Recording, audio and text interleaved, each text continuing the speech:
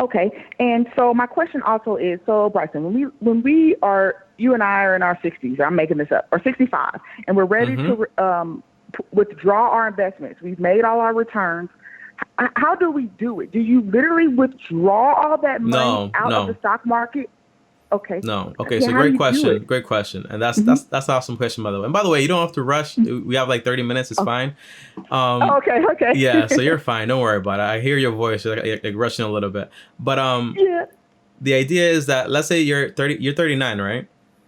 So Yes, let's I'm say you 39. you invest for like 30 years, like $500 per month or like $1,000 per month. Let's say by the time you choose to actually retire, you have, for example, 1.2, 1.5, or $2 million in there.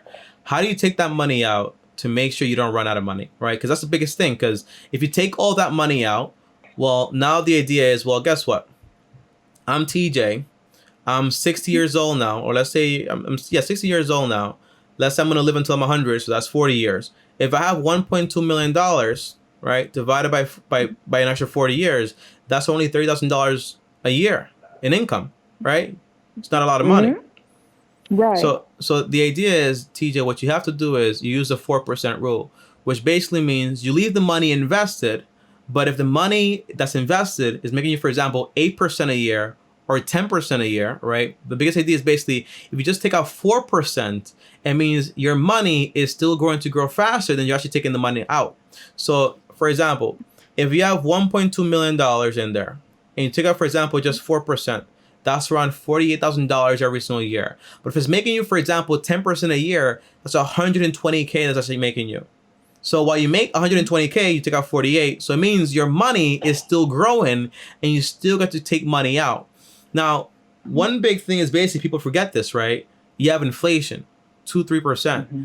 By the time you turn 60 years old, that 1.2 million or 2 million is now to be worth all that much, right? It'll be worth a lot of money, obviously, but the goal is when it comes to retirement, you want to make sure you're debt free, meaning you own your home, you have money for emergencies, everything you have is paid off in full. You have, for example, your entire like social security, and then all this other income is just supplemental.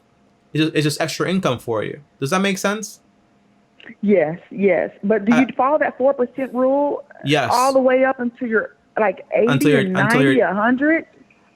I mean, for You me, know, when does it stop? When does it stop? it doesn't stop. There's no end in it. If you try to rush it, the end of life is death, right? So if you can't rush, you don't want to get to that finish line, right?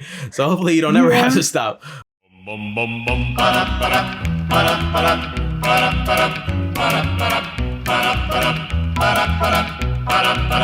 You've got to start